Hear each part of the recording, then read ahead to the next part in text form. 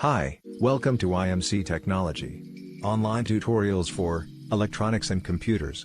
Subscribe to watch more. The major parts of a computer. 1. SMPS. 2. Processor. 3. Motherboard. 4. Random access memory. RAM. 5. Hard drive. SMPS stands for Switched Mode Power Supply. It is the power supply unit, generally used in computers, to convert the voltage into the computer acceptable range. The processor of a computer is also known as the CPU, or Central Processing Unit.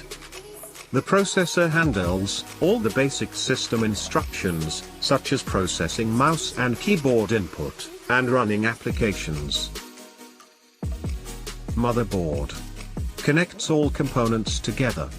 Mainly consists of connections between the CPU and the other components, as well as input, output, I/O ports to devices like a mouse, monitor or keyboard. Random access memory is your system's short-term data storage. It stores the information your computer is actively using, so that it can be accessed quickly.